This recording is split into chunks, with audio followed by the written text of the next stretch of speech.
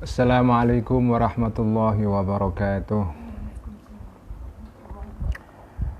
Bismillahirrahmanirrahim. Alhamdulillahi rabbil alamin. Wassalatu wassalamu ala asyrafil anbiya'i wal mursalin sayyidina wa habibina wa maulana wa qurrati a'yunina Muhammadin wa ala alihi wa ashabihi wa man tabi'ahum bi ihsanin ila yaumiddin.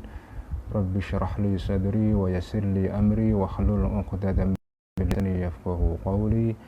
Rabbi zidna ilma warzuqna fahma, amin ya rabbal alamin. Amma ba'du. Teman-teman semua, mari kita hadiahkan Al-Fatihah terlebih dahulu kepada Sahibil Ihya, Sahibil Mishkah, Hujjatul Islam Abi Hamid Al-Ghazali, dan juga kepada para muallifin dan musannifin, para ulama, para aulia, para kiai-kiai, masyayikhina, pendiri Nahdlatul Ulama, dan juga ormas-ormas Islam yang lain, para pendiri negara kita, para orang-orang tua kita, guru-guru kita, teman-teman kita, dan saudara-saudara kita yang sudah mendahului kita semua. Semoga mereka semuanya diampuni oleh Allah Subhanahu wa ta'ala. Lahum jami'an. Al-Fatihah. A'udzu billahi minasy syaithanir rajim. Bismillahirrahmanirrahim. Alhamdulillahi rabbil alamin arrahmanir rahim. Maliki yaumiddin. Iyyaka na'budu wa iyyaka nasta'in.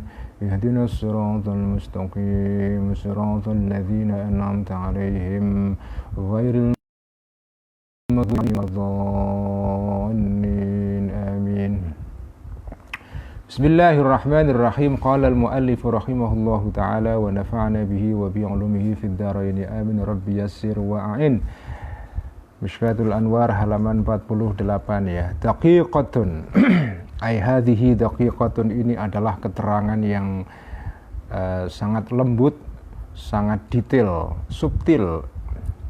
I'lam, ketahuilah annal uqula, sesungguhnya akal-akal manusia, yaitu mata batin. Wa ingkanat, walaupun ada akal-akal ini, mubsiratan, bisa punya kemampuan untuk melihat ya, sebagaimana mata lahir. Falaisat, maka tidak ada al-mubsaratu, hal-hal yang bisa dilihat oleh mata kita ini, kulluha, semuanya, indaha, bagi al-uqul ini, ala watiratin wahidatin, atas jalan atau model wahidatin yang satu. Jadi ini nanti kita akan membaca keterangan yang sangat penting, menarik mengenai hakikat akal kita, mengenai hal-hal yang terkait dengan akal kita yang mungkin jarang kita pikirkan ya. Jadi akal itu bisa melihat, tetapi hal yang dilihat oleh akal itu tidak semua sama ya. Sebagaimana mata lah ya, mata kita itu bisa melihat, tetapi yang di mata itu kualitasnya beda-beda. Kalau cahayanya terang, jelas. Kalau cahayanya redup ya agak samar. Kalau jauh nggak kelihatan, dan seterusnya. Jadi objek penglihatan akal sama dengan objek penglihatan mata lain itu berbeda-beda kualitasnya.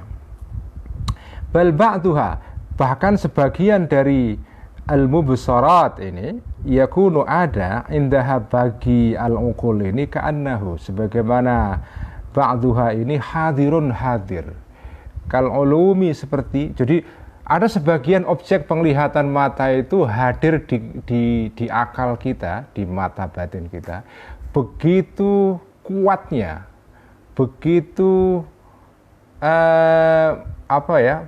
hadir begitu melok-melok, kalau bahasa Jawanya itu hadir begitu terang benderang, sehingga jelas sekali.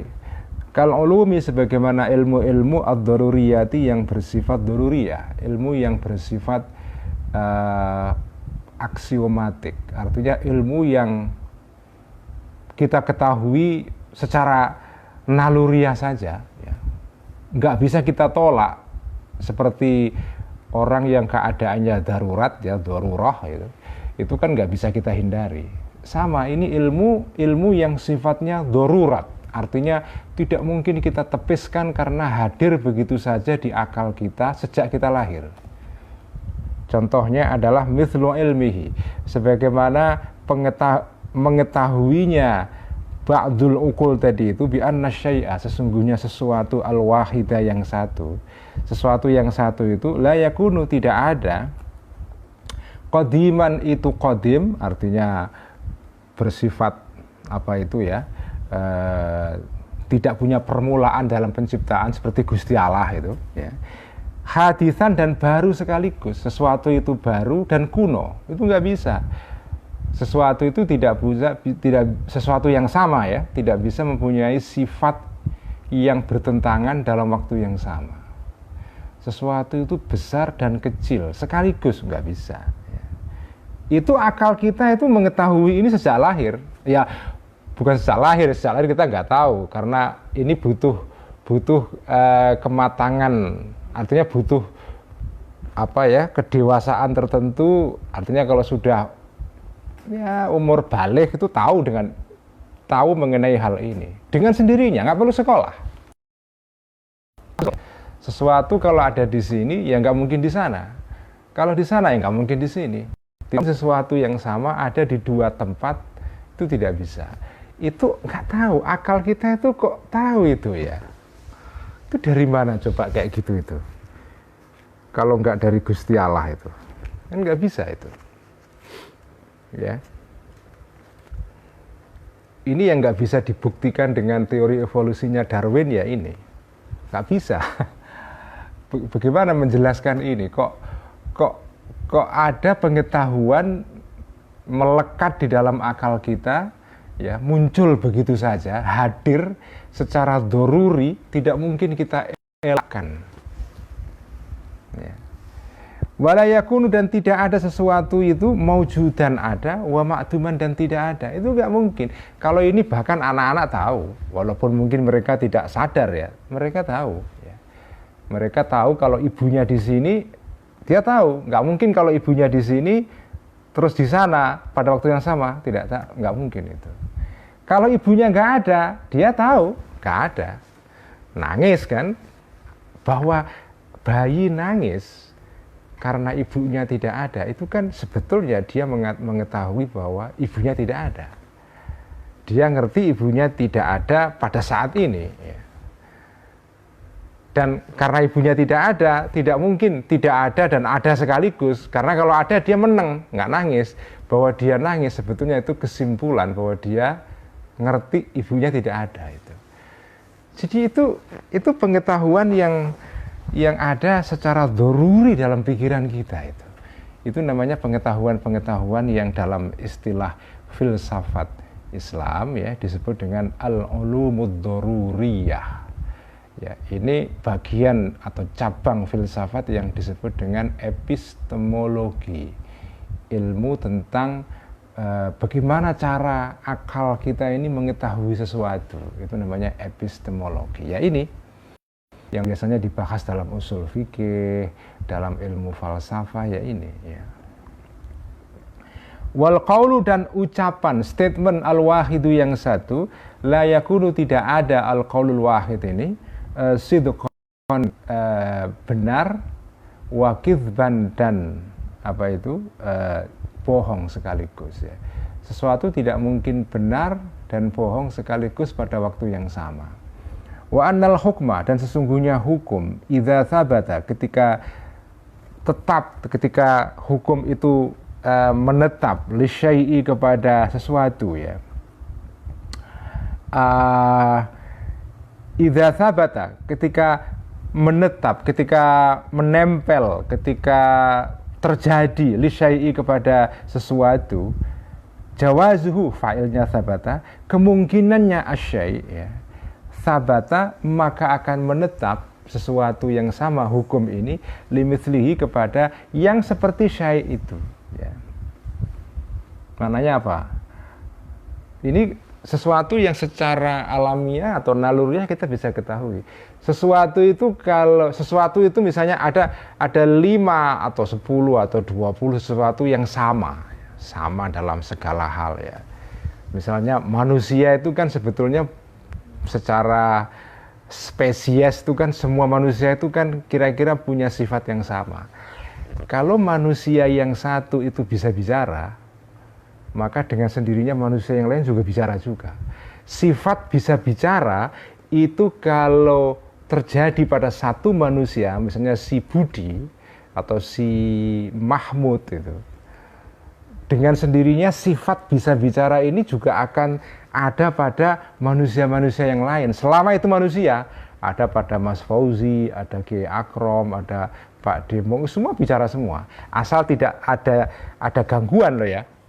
Ada gangguan, misalnya lagi kena apa, nggak bisa ngomong, lain lagi gitu. Kalau normal ya, sesuatu itu kalau terjadi pada sesuatu ya, dan sesuatu itu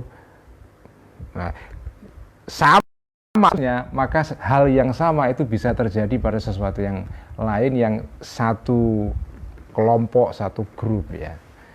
Jadi manusia, misalnya ada satu manusia namanya bisa ngomong, punya sifat ngomong, dengan sendirinya kita bisa mengambil kesimpulan kalau begitu manusia yang lain pun juga bisa ngomong. Kalau manusia yang satu bisa berpikir, yang lain juga bisa berpikir. Karena sifat berpikir, ngomong, itu sifat yang ada pada semua manusia. Begitu ada pada satu manusia, sifat yang sama bisa kita simpulkan ada pada manusia yang lain. Ini nggak perlu sekolah ini. Wa anal akhassa, ini contoh-contoh ya, contoh-contoh hukum yang logis ya, yang ada pada pikiran kita, ada pada akal kita secara doruri ya, secara doruri ya. Misalnya kalau Mas Rizal Mubid atau Kiai Idham Khalid jual kitab Mishkatul Anwar edisi Darul Minhaj ya. Darul Minhaj ya. Nah, misalnya dia jual ada 100 kopi eksemplar ya. Kemudian kita ngambil satu sampel saja, satu kitab Mishkatul Anwar edisi Abdul Ala Afifi ya. Di satu kitab ini ya, misalnya muqaddimahnya kitab Mishkatul Anwar ini ada di halaman 20 misalnya ya. Pada kitab yang satu ini, maka kita bisa mengambil kesimpulan kalau gitu muqaddimah yang sama juga ada halaman yang sama di kitab Mishkatul Anwar yang ada dipegang oleh orang lain selama itu edisi Abdul Ala Afifi. Kita dengan sendirinya, nggak mungkin edisi yang sama, ya, cetakan yang sama, tahun yang sama, tiba-tiba yang satu ada di halaman sekian, yang satu ada di halaman sekian. Itu mungkin saja terjadi, tapi selama normal, maka halamannya pasti sama. Ya. Itu sebabnya kenapa ketika saya ngaji misalnya, halaman sekian, karena saya tahu halaman yang sama itu terjadi juga pada kitab-kitab Ihya yang ada di tangan teman yang lain, selama edisinya sama. Darul Minhaj, asal Darul Minhaj, ya halaman sekian itu mengenai ghibah semua sama ya. Karena ini kitab yang sama ya, kitab yang sama. Begitu ada satu sifat tertentu pada kitab ini selama edisinya sama, sifat itu bisa kita simpulkan ada di kitab yang lain. Wa anal akhassa, dan sesungguhnya sesuatu yang bersifat idza kana, jika ada al-akhas ini maujudan ya, maka maujudan ada ya. Wa annal akhassa idza kana maujudan ya. Kalau ada sesuatu yang bersifat spesifik ada, maka kana ada al-a'ammu, sesuatu yang bersifat umum, wajibal wujudi, maka pasti ada. Ya, karena yang khusus dengan yang umum itu sebetulnya saling terkait itu. Saling yang terkait. Kalau ada sesuatu yang khusus dengan sendirinya pasti sesuatu yang bersifat umum. Ya. Pasti ada itu.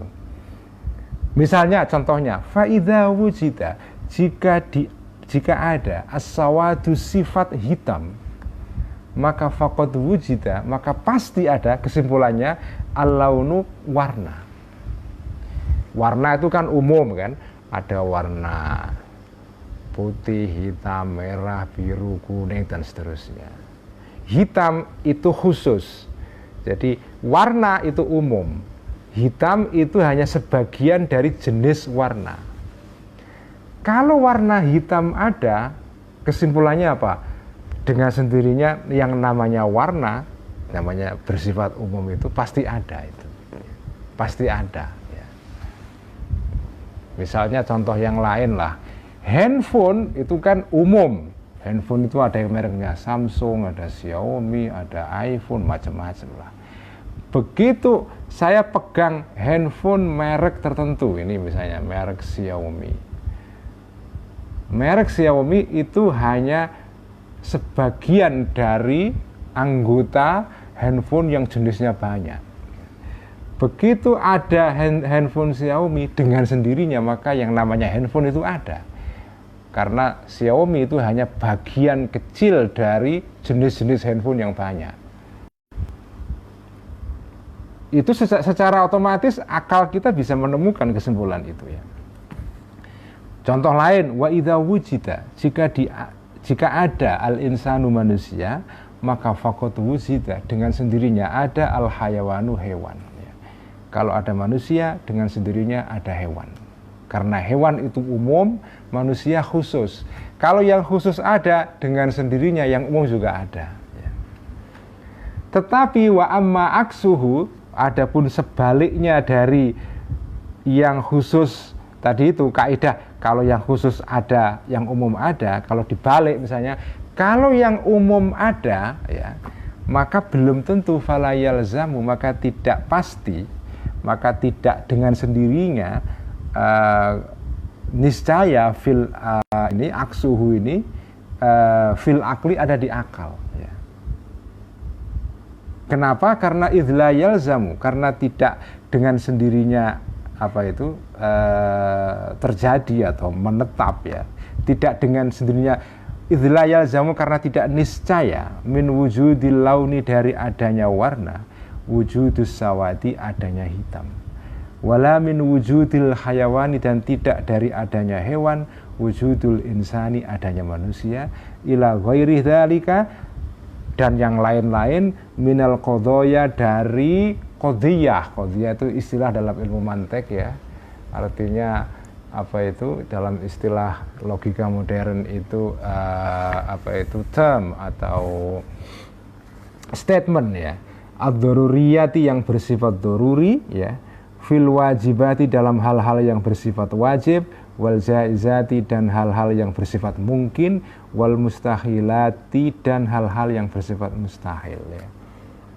Jadi tadi kesimpulannya begini, kalau yang khusus itu ada, dengan sendirinya yang umum ada. Kalau ada manusia, dengan sendirinya yang namanya hewan itu ada, karena manusia itu hanya salah satu jenis dari hewan. Tetapi kalau dibalik belum tentu benar.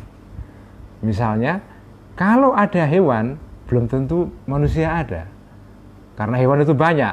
Misalnya kalau hewan ada, misalnya hewan itu apa? Kambing, atau sapi, atau kuda. Jadi belum tentu manusia. Ya. Jika ada hewan, belum tentu yang ada ini adalah manusia. Bisa jadi hewan yang lain. Ya. Kambing, atau sapi, atau apapun. Ya. Kalau ada warna, belum tentu hitam, bisa juga putih, biru, dan seterusnya ya. Itu adalah hukum logika itu hukum logika ya. Hukum logika ini dalam ilmu mantik disebut dengan qadiyah kulliyah mujabah. Nah itu itu menimbulkan natijah, itu produktif, itu bisa menimbulkan kesimpulan yang benar. Tapi kalau dibalik, diakes namanya, ya, itu belum tentu benar. Ya. Ya, ini bisa difahami kalau orang yang pernah belajar ilmu mantik ya. Ya ini sekedar contoh saja ya. Nggak usah belajar mantik juga tahu kita kok. Ini kan dengan sendirinya akal kita kan bisa paham. Wa minha, contohnya lagi ya.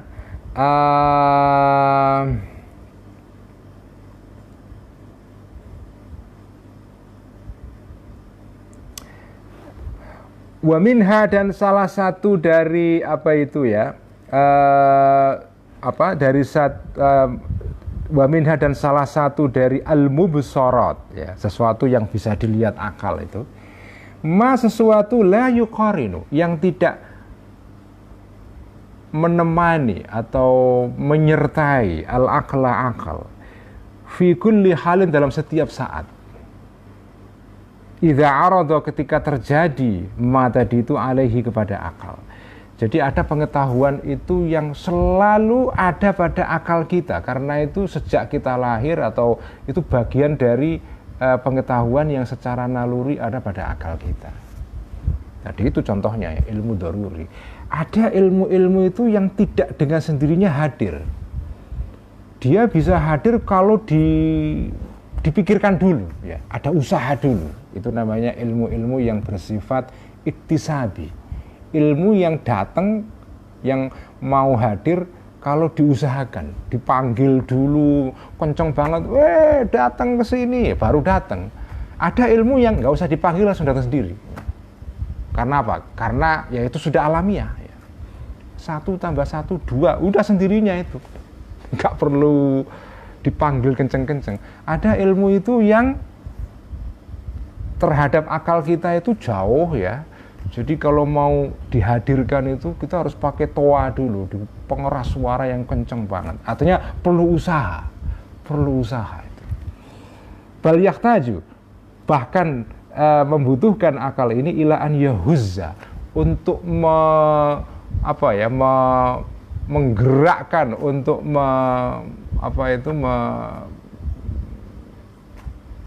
kalau ibarat pohon itu digoyak-goyak gitu loh,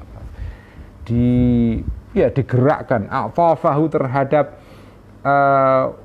urat sarafnya akal ini, ya. Wa yastauri, dan menghidupkan, ibarat api gitu, ya, zunnadahu, terhadap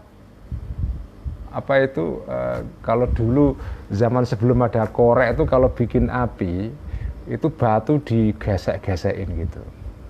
Wah. Jadi menciptakan api itu zaman sebelum ada korek itu butuh usaha, digesek-gesek, itu namanya zunnadahu.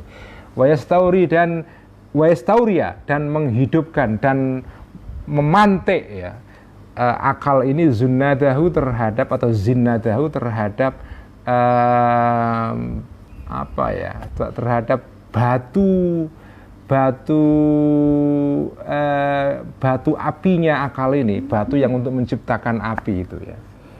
Wa yunabbiha, dan memberikan peringatan akal ini alaihi, kepada ma tadi itu, bitambihi, dengan cara mengingatkan. Jadi butuh usaha banget, ya. Kan nadhoriyati, seperti ilmu-ilmu yang bersifat nadhoriyat, ilmu yang butuh pikiran dalam dulu, ya. Misalnya 256 kali 157 itu berapa? Butuh ada dulu itu. Kalau 2 tambah 2 4. 157 kali 256. Itu ibarat ibarat menciptakan api, itu geseknya itu sampai lama sekali. Wa yastauri zunnatahu, lama sekali gesek-gesek, kadang nggak keluar juga apinya itu, ya. Ini kan keren sekali, ya. Imam Ghazali ini menjelaskan tingkah polahnya akal kita itu mata batin kita itu, ya. Itu punya jenis-jenis pengetahuan yang beda-beda. Ada pengetahuan yang langsung hadir, ya. Ada pengetahuan yang lama sekali hadirnya itu, ya, karena sulit, ya. Karena sulit itu, ya. Wa innama yunabbihu, dan sesungguhnya mengingatkan, ya, hu, kepada akal ini. Jadi akal ini baru dia bisa paham, bisa mengetahui sesuatu tadi itu. Kalamul hikmati adalah kalam atau pembahasan yang berupa hikmah, ya. Ya, artinya ilmu falsafah, ya. Jadi kalau sahabat belajar falsafah baru tahu, oh, kesimpulannya begini itu. Kalau qadiyah itu jenisnya ini, maka kesimpulannya begini. Jadi harus belajar dulu aturan-aturannya itu, ya.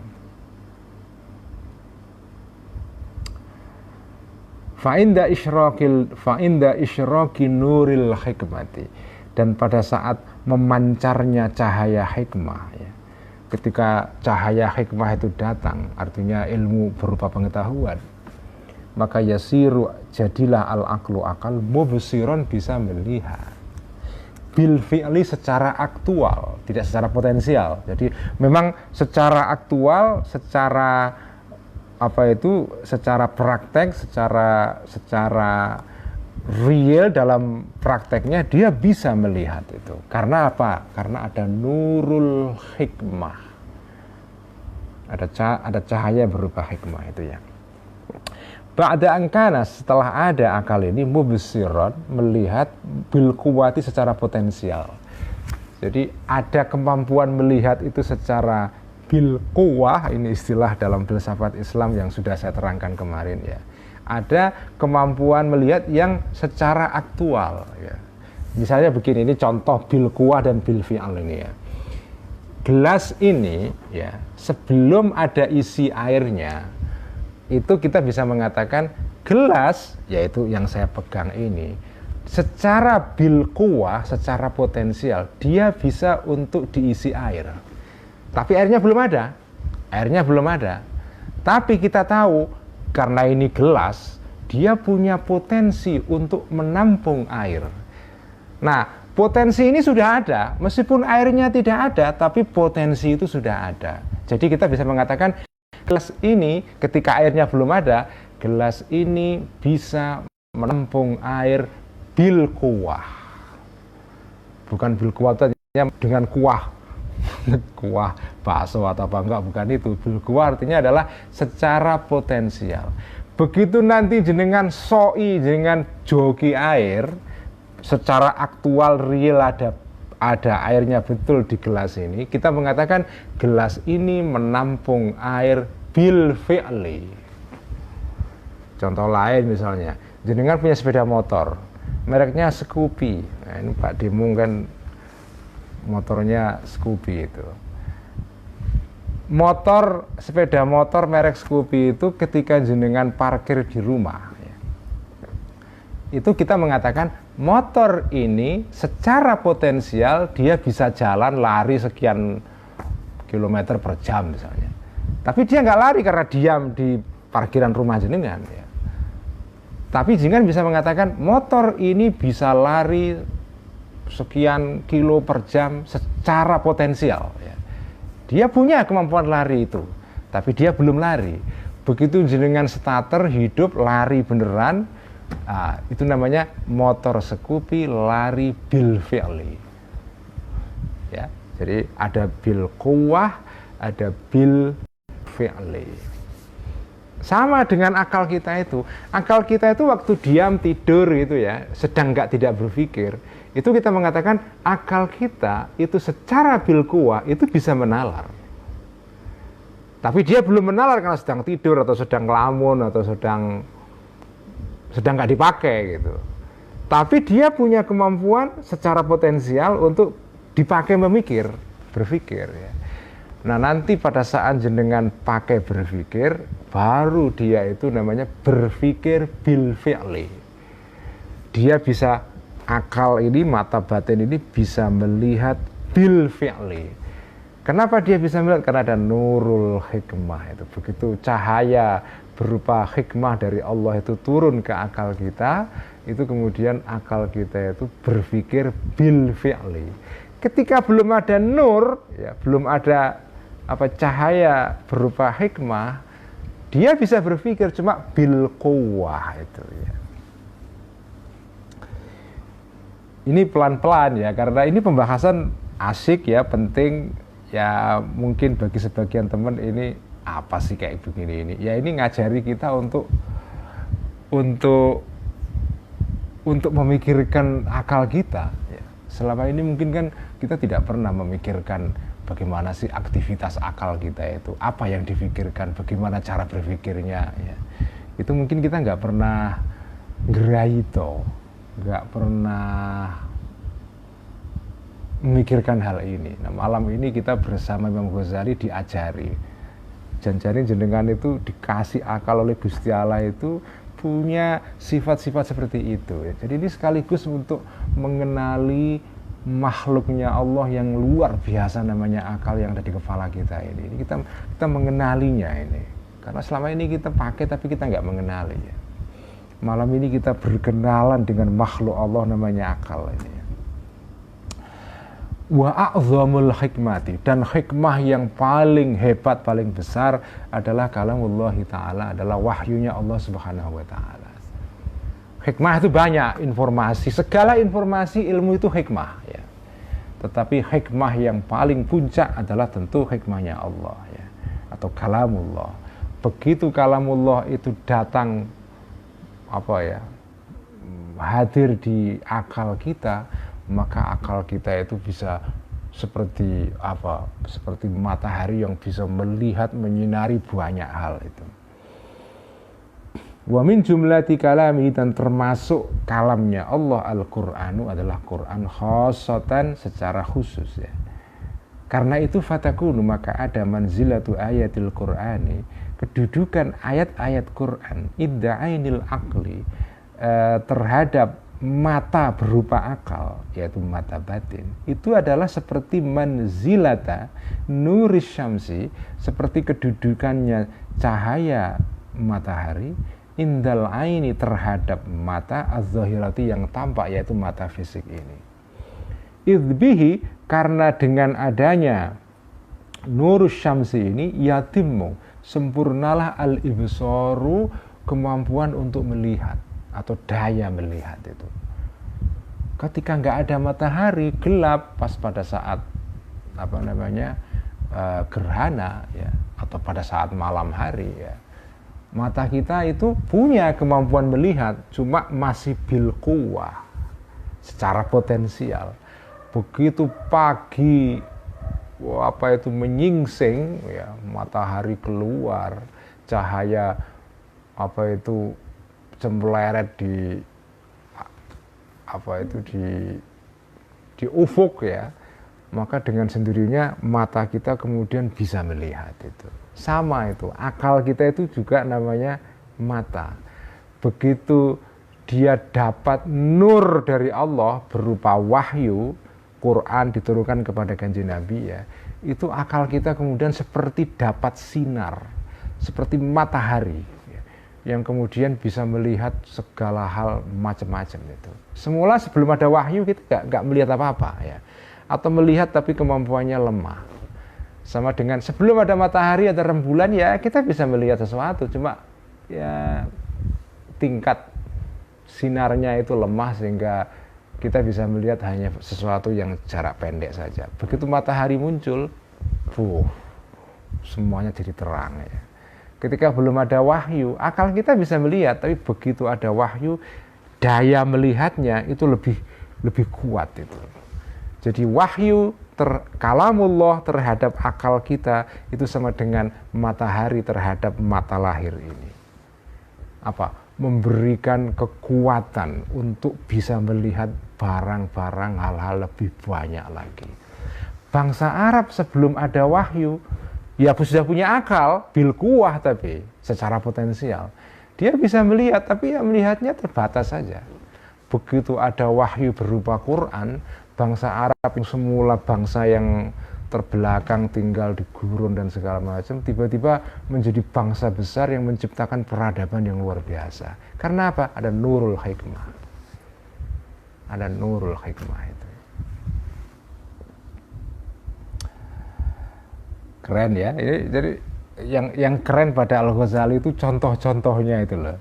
Dan penggunaan istilah-istilah yang nggak terduga-duga ya.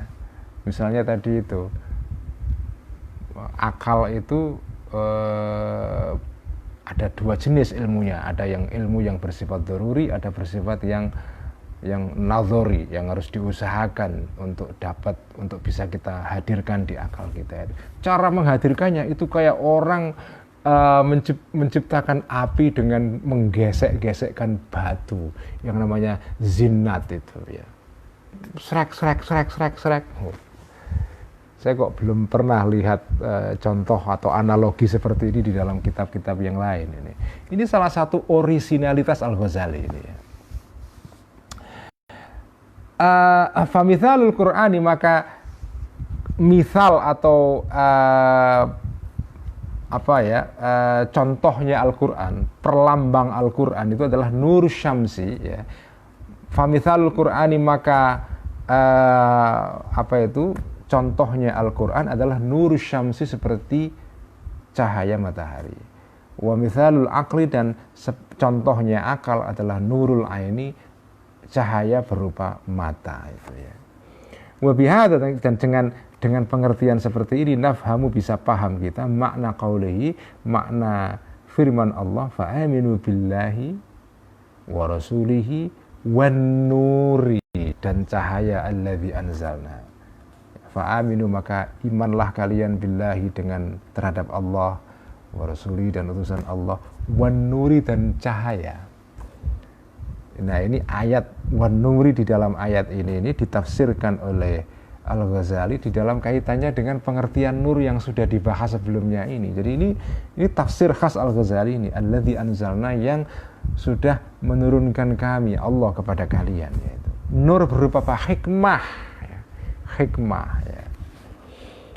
Wah, jadi dengan sendirinya sekarang kita bisa memahami ayat ini lebih jelas lagi, ya. Wa qauli, dan makna firman Allah yang lain, qad ja'akum burhanun min rabbikum wa anzalna ilaikum nuran mubinan, ya. Qad ja'akum, telah datangkum kepada kalian, burhanun, hujjah, dalil yang terang benderang, min rabbikum, dari Tuhan kalian, wa anzalna, dan menurunkan kami, Allah maksudnya, ilaikum, kepada kalian semula, nuron, cahaya, mubinan, yang terang benderang. Nur, cahaya ini, ya. Cahaya. Oke, sekian ngaji Mishkatul Anwar malam ini, ya. Pelan-pelan, karena ini nanti makin kesini makin agak sedikit rumit ini, ya. Daqiqah itu keterangan yang rumit, ya, keterangan yang subtil, kayak gelepung itu loh, ya, kayak tepung marneng kalau yang Pak Demo gitu, dideplok gitu kan, tumbuk sesuatu yang semula gelondongan, ditumbuk jadi tepung, itu jadi lembut sekali itu. Karena lembut itu melihatnya harus tajam itu. Kalau masih berupa gumpalan-gumpalan misalnya gandum atau beras atau bisa dilihat gampang, tapi begitu sudah lembut itu butuh penglihatan yang lebih tajam. Itu namanya daqiqah. Daqiqah itu dalam secara harafiah artinya adalah gelepung, tepung, ya, tepung. Daqiqun itu artinya gelepung, sesuatu yang lembut itu. Nah, ini kan lembut sekali ini, ya. Jadi malam ini kita dapat pengetahuan, ya, akal manusia itu punya dua jenis pengetahuan dalam dirinya. Ada pengetahuan yang langsung hadir, nggak perlu diundang keras-keras, langsung hadir di kepala kita. Dan semua orang punya pengetahuan itu. Ada pengetahuan yang hadirnya itu membutuhkan usaha keras, kuliah dulu, S1, S2, S3, bikin skripsi, tesis, disertasi. Wah, prosesnya panjang banget, tergantung jenisnya, ya. Ada ilmu yang rumit sekali, butuh belajar yang lama, ada yang ya S1 sudah cukup, ya. Jadi macam-macam tingkatannya itu. Nah, ini namanya ilmu nazari. Ilmu yang pertama ilmu doruri, ya. Ilmu doruri. Kopi itu pahit, itu ilmu doruri itu. Ya mungkin tidak doruri betul, ya, karena kalau orang nggak pernah mencicipi pahitnya kopi mungkin tidak tahu. Tapi umumnya orang tahu secara spontan, kopi pahit, tahu semua itu. Rendang enak, itu tahu semua itu, ya. Atau sebagian besar orang tahu. Untuk mengetahui itu nggak perlu payah-payah, ya. Dan pengetahuan yang bersifat nazari itu juga tingkatannya beda-beda, ya. Tingkat kesulitan untuk menghadirkannya dalam akal kita itu bermacam-macam itu. Dan pengetahuan ini hadir ke akal kita itu karena ada nurullah, ada cahaya Allah yang dilemparkan Allah ke dalam akal kita ini. Ya tentu saja ini pandangan yang bersifat keagamaan, ya. Kalau orang yang tidak percaya Tuhan, ya menjelaskan proses pengetahuan itu hadir dalam akal kita itu ya murni penjelasan yang bersifat rasional ya. Misalnya penjelasannya John Locke, atau John Locke sih masih beriman, atau David Hume yang ateistik sama sekali ya. Ya, filsafat barat pada umumnya kan menjelaskan proses hadirnya pengetahuan itu kan murni berdasarkan proses-proses yang rasional ya. Tidak ada itu unsur cahaya Tuhan, hikmah ilahiyah, atau itu nggak ada semua itu. Ya, kita di sini berbicara mengenai proses pengetahuan hadir pada akal manusia dalam pandangan orang beragama. Dan inilah teorinya Al-Ghazali, teori epistemologinya Al-Ghazali. Sekian, wallahu a'lam bissawab. Mari kita pindah ke kitab Ihya dan meneruskan pembahasan mengenai soal ghibah.